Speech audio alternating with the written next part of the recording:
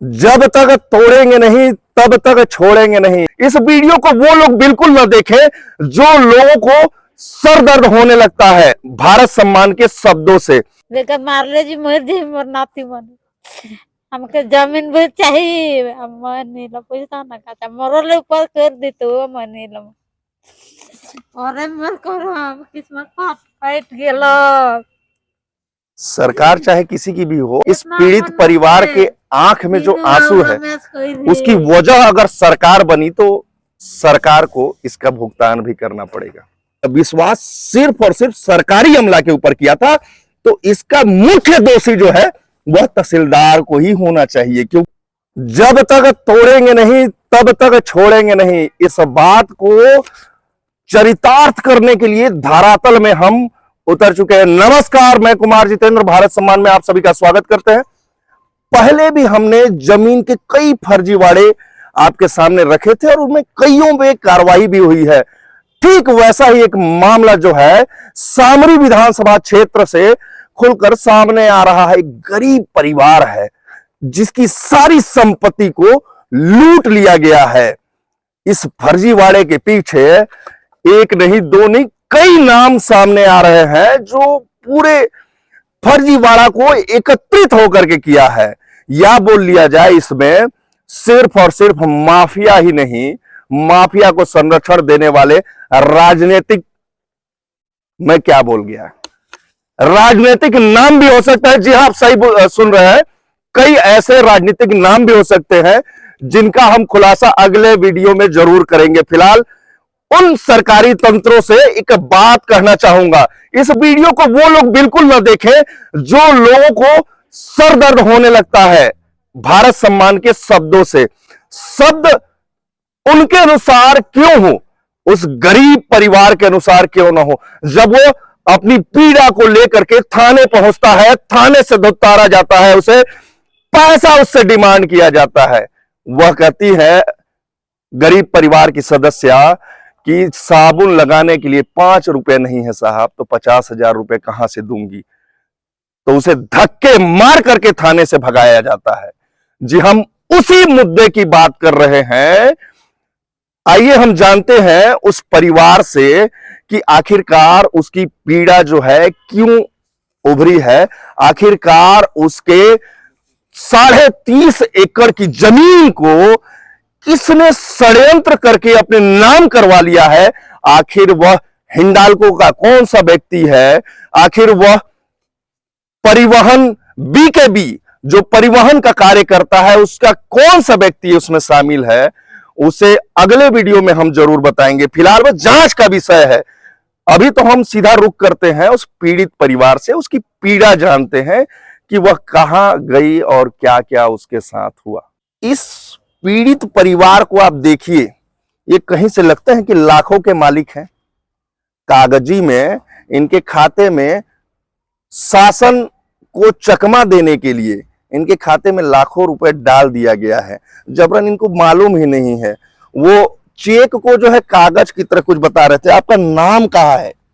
केसरी है? केसरी। कहाँ घर है तू? चंदा डाड़ी। चंदा डाड़ी।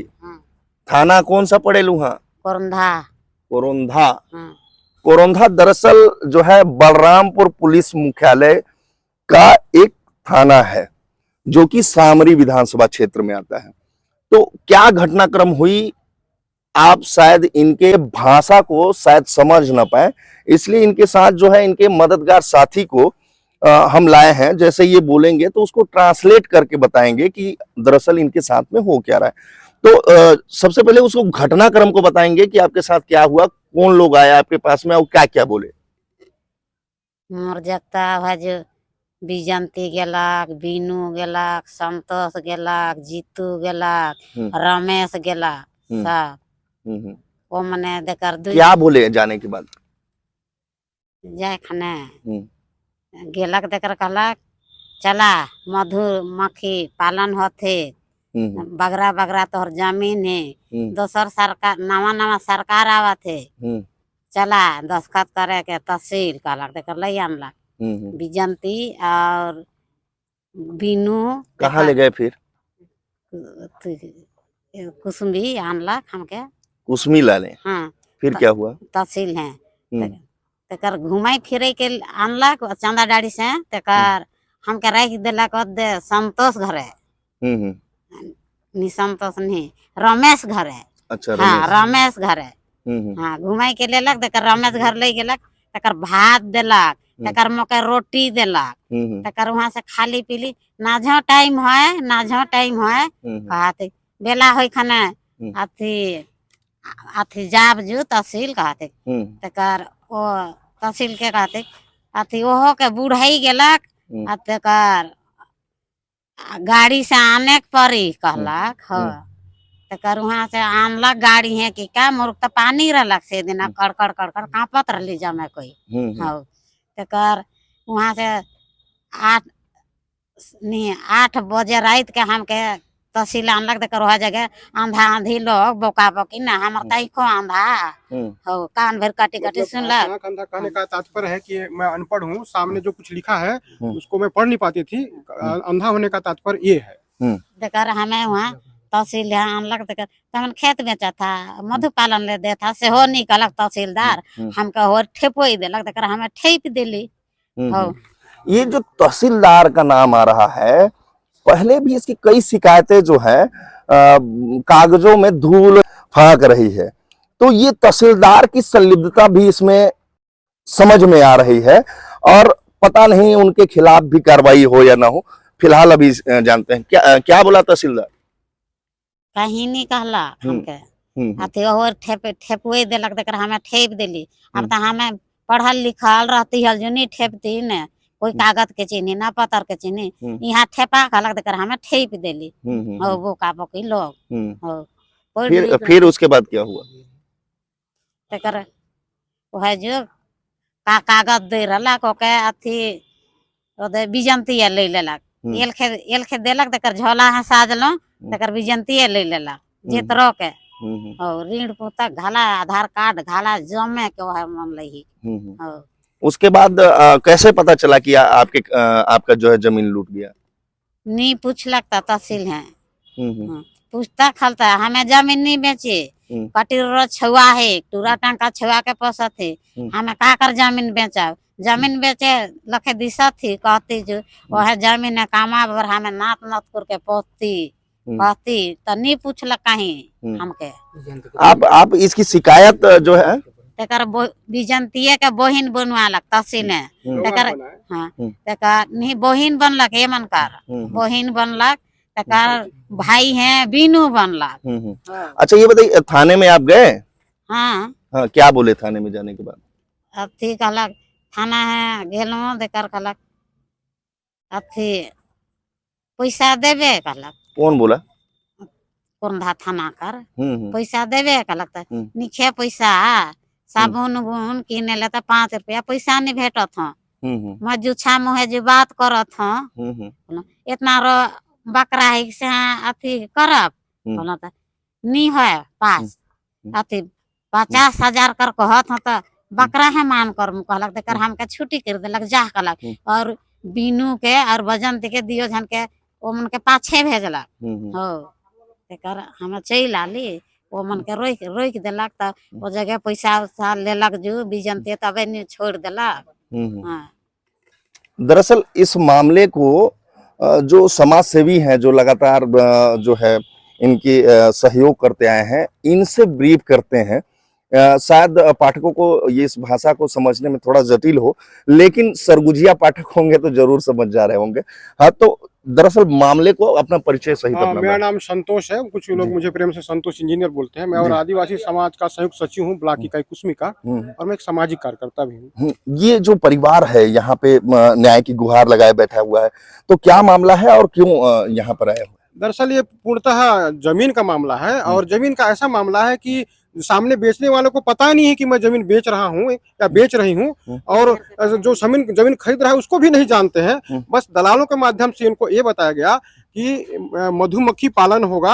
आपकी जमीन काफी है, वहाँ मधुमक्खी पालन होगा। सरकार के द्वारा अनुदान दिया जा रहा है और अनुदान के लिए एग्रीमेंट करना पड़ता है, तो उसके लिए जो एग्रीमेंट तहसीलदार के समाज बकायदा होगा, इसलिए आपको जाना पड़ेगा और आपको महीने महीने के खाते में पैसा आएगा। ऐसे बोल के इनके जो नाम बताए हैं, वो जो कुछ लोगों का नाम आपने सुना, तो उन्हें लोग काफी समय से ये इनके फॉलोअप कर रहे थे। और आपको बता दो, कोई नया मामला नहीं है यहाँ का। अच्छा, हाँ, इससे पहले आपके माध्यम से भारत सम्मान को मैं धन्यवाद देना चाहता हूँ कि आपके माध्यम से ही पता चला था कि 44 एकड़ जमीन एक किसान समुदाय, आदिवासी समुदाय को बिरजिया बनाकर जनरल बना करके बेच दिया गया है। वो लंबित है माननीय न्यायालय के पास, लेकिन इसको उजागर करने वाला आपका, इस माध्यम से आपको धन्यवाद देना चाहता हूँ आपके चैनल के माध्यम से। तो इस तरह से जब मुझे पता चला, तो मैं बाकायदा इनका जो ये एप्लीकेशन देने के लिए हम लोग सब लोग बलरामपुर गए। एसपी साहब से हम लोग सामने रूबरू कराए, उनसे इनकी व्यथा स्वयं सुने। वो डॉक्टर एसपी साहब हमारे, एक जांच समिति गठन की गई है, उसमें जो है इनका बयान लिया जाना था आज। तो क्या लगता है कि जो है बयान इनके जो है होने हैं वो एसडीएम के पास होने हैं, एसडीएम आज है नहीं, तो क्या तहसीलदार बयान लेगा? सही है? आपके माध्यम से मुझे पता चला कि जो बयान लेने वाले हैं तहसीलदार हैं। भाई साहब, हम तो सवाल उठा रहे हैं तहसीलदार पर कि ये उनका भी संलिप्तता है। एक संवेदनशील पदाधिकारी को होना चाहिए था कायदे से कि 23 एकड़ जमीन आप इनसे ले रहे हैं सामने वाले, तो इनकी जो स्थिति है उसको जानना था कि क्या ऐसा दरकार आ गया कि इनका सोशो इकोनॉमिक कंडीशन इतनी कैसी खराब है कि 30 एकड़ जमीन क्यों आदमी बेचेगा। इसको तो पहल करते हैं, इनका बाकायदा एक 2-3 दिन समय लिया जाता, जांचते, सरपंच से पूछा जाता, पास पड़ोस के जो पंचों से पूछे जाते, गांव के जो पटेल से पूछे जाते। तो इसमें तो उनकी संलिप्तता दिख रही है, तो उन्हीं को जांच। देखिए, दरअसल दर्शकों को एक बात और जाननी पड़ेगी कि ये जो भू माफिया हैं, जो बोलते हैं कि वो अपनी मनमानी करते हैं, दरअसल उनके ऊपर वो विश्वास नहीं किया था एक गरीब परिवार, विश्वास सिर्फ और सिर्फ सरकारी अमला के ऊपर किया था। तो इसका मुख्य दोषी जो है वह तहसीलदार को ही होना चाहिए, क्योंकि ये जो कहीं और जाकर के किसी के घर में जाकर के जमीन को नहीं दिए, वो तहसीलदार के पास दिए। तो क्या लगता है? देखिए, इसमें पूरा लॉबी काम कर रहा है जी, इसमें पूरा अमला है। आज से जब से खदान यहाँ शुरू हुआ है और जिन जिन एरियो में लीज नहीं हुआ है, भविष्य में लीज होगा बोल के एक पूरा दलाल किस्म के लोग, कुछ बाहरी लोग हैं, उसमें राजनीतिक लोग हैं, कुछ ठेकेदार किस्म के लोग हैं, और आदिवासी खरीदेगा जमीन नहीं, उनके नाम से खरीदवाया जा रहा है। इसकी पुष्टि तो हम नहीं कर पाएंगे, लेकिन मुझे जहां तक,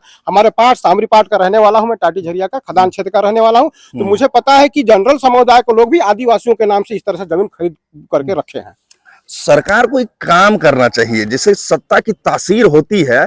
पिछले सरकार ने अब क्या सिखाया अधिकारियों को हम नहीं बता पाएंगे, लेकिन ये जो आचरण जो अभी सामने आ रहा है, उससे जो है वहां की सारी जमीनों पर एक बार फिर से जांच होनी चाहिए, और तब जाकर के एक दो नहीं, ये तो मामला जो है शहर से जुड़ा होता है तो आ जाता है सामने। ऐसे कई मामले होंगे जो कई लोग जो है अभी गांव से बेदखल हो गए होंगे। लगता है आपको ऐसा?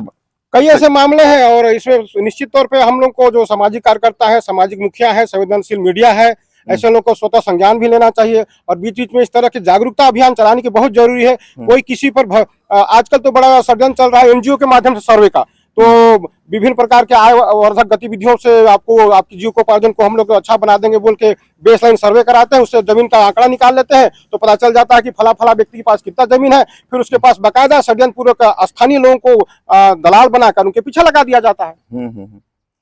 ये जानकारी वाली बात है। और आप जैसे बुद्धिजीवी हैं, या फिर आप जो है समाज के सजग प्रहरी हैं, तो आपका भी एक कर्तव्य बनता है कि आप लोगों को जागरूकता के माध्यम से ये बताएं कि आपकी जमीन को सुरक्षा कैसे करनी है, दलालों से आपको दूर कैसे रहना है, आपको कहीं पे भी जाकर के जो है अंगूठा नहीं लगा देना है। इस तरह की बेबाक खबरों के लिए जाना जाता है भारत सम्मान। लगातार ऐसी खबरों को हम आप तक लाते रहेंगे। जिनके आइए चलते हैं, जिनके पास ये आए हैं और पूर्व विधायक के पास आए हैं, तो उनका क्या कहना है इस संदर्भ में। पिछली कांग्रेस की सरकार में विधायक व संसदीय सचिव चिंतामणि महाराज, वर्तमान में जो है भाजपा की सरकार है, और भाजपा के विधायक के रूप में उद्देश्वरी पैकरा हैं। और आपकी जानकारी दुरुस्त करा दूं, जो पहली बार इस चेहरे को देख रहे हैं वो चिंतामणि महाराज ही हैं, जो भाजपा प्रवेश कर चुके हैं। ये अपने क्षेत्र दौरे में आए हुए हैं, उन्हीं के सामने जो है ये मामला जो है आया है।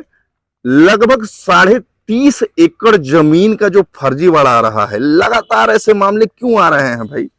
आप इस बारे में जो है जनता को बताएं। नहीं, निश्चित रूप से इस तरह का मामला नहीं आना चाहिए था। और जैसे ही हमारे संज्ञान में या हमारे जो भी कार्यकर्ता हैं या मंडल अध्यक्ष हैं और लोग हैं, हमारे कार्यकर्ताओं के माध्यम से जैसे ही जानकारी उनको मिला है, हमको भी बताए हैं और उन लोग भी संज्ञान में रखे हैं। निश्चित रूप से इस तरह के विषय जब सामने आते हैं तो उस पर सजग होकर के हम उचित कार्रवाई के लिए प्रयास करते हैं और उसका परिणाम भी निश्चित रूप से लोगों को मिलता है। और इसमें कहीं न कहीं बहुत बड़े पैमाने पर जमीन का दलाली का काम लोग यहाँ करते हैं, जिसको बीच बीच में पर्दाफाश किया जाता रहा है।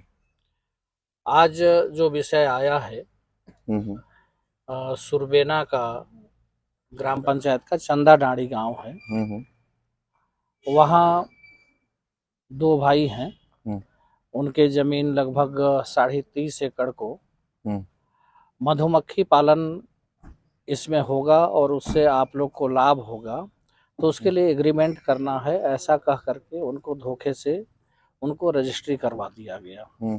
निश्चित रूप से उस गरीब परिवार के लिए ये बहुत बड़ी क्षति है और हम लोग उनको देखे तो ऐसा महसूस हुआ कि इतने जो गरीब लोग हैं, निरीह लोग हैं, उनके साथ इस तरह से करना बेहद गंभीर अपराध है।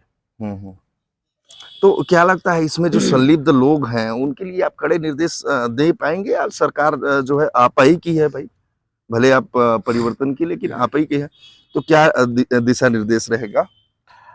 निश्चित रूप से इसमें जिले में कलेक्टर हैं, उनको हम निर्देश करेंगे कि जो भी उसमें संलिप्त हैं, चाहे वो तहसीलदार हो या थानेदार हो या अन्य कर्मचारी जो भी उसमें संलिप्त हैं, उसको भी गंभीरता से जांच कर उन पर भी कठोर कार्रवाई किया जाए। इसके लिए हम कलेक्टर से बात करेंगे। तो ये रहे चिंतामणि महाराज, जिन्होंने आज जो है पीड़ित परिवार को बुलाया और उससे मुलाकात की, उससे पीड़ा को जानने का कोशिश किया और ये बोल रहे हैं कि अब न्याय मिलेगा। तो इसी तरह के बेबाक खबरों के लिए जाना जाता है भारत सम्मान। लगातार हम समाज में हो रहे अपराध और फर्जीवाड़े को लगातार आपके सामने लाते रहे हैं, लाते रहेंगे। धन्यवाद। भारत सम्मान, हो जाओ सावधान।